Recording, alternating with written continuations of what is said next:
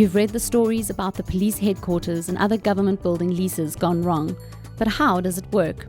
Leasing scams, the latest trend in public sector corruption. Businessmen and dodgy officials are making hundreds of millions from the technique, and we show you how it works. We have noticed a trend in state leasing in the country with various businessmen across the country who are politically connected, and they're using their political connections to get padded leases from the state. In other words, State Department moves into the building that they own and the state pays them a lease, but they're paying them higher than a market-related lease. They're paying them too much money. Based on these leases, these businessmen are getting big bonds from the bank, which opens up a cash flow to them, which is then repaid by the taxpayer through the lease payments. So effectively, the taxpayer is paying off their big bond, and they're using their big bond to live large. Yusuf Jiva is a Port Elizabeth businessman. Mkheba Faku is the former mayor of Port Elizabeth and the current ANC regional chair. The two were close business partners.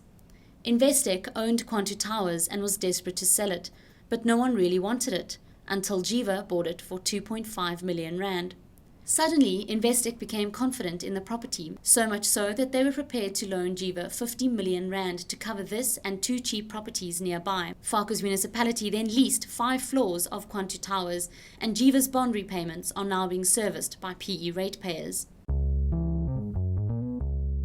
Firstly, I would need to be a black business owner, because that is who the state is favouring for long-term leases. This is not a problem in and of itself. It is a good policy in principle. I would need political connections. I'd need say a friend or two in the Department of Public Works, perhaps a more important politician to put pressure on them.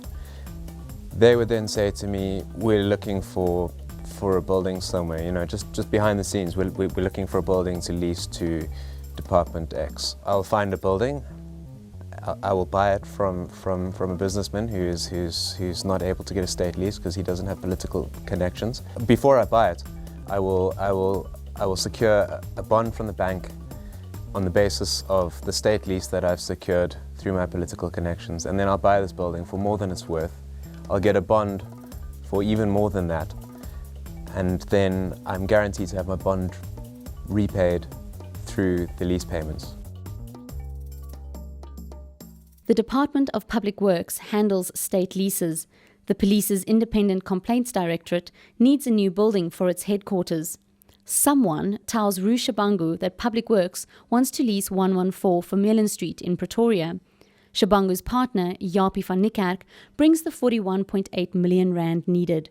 Somehow, Shabangu manages to secure a 10-year lease of 137 million rand. In other words, taxpayers are servicing his bond, but the lease is 40% more than the ICD budgeted for, and the building is double the size the ICD needed. Why didn't Public Works just buy the building themselves? Over a 10-year period, at 9% interest, the bond repayments would have cost the state 63.5 million rand, versus the 137 million currently being spent on the lease. This is wrong because taxpayers are spending more money than they need to lease buildings for the state. Competing businesses that are honest, that want to win leases in buildings that they own, and they want to do it without being corrupt, without using political connections, they're sidelined. They're not able to win leases because they don't know the right people. And South Africa is spending a lot of money that it doesn't have.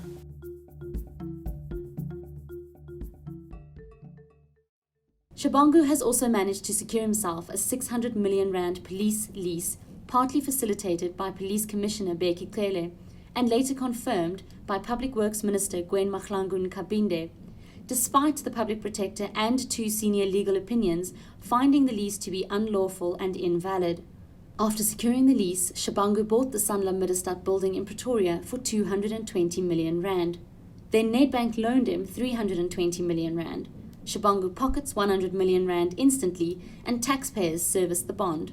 Again. And again we ask the question, why didn't Public Works just buy the building themselves?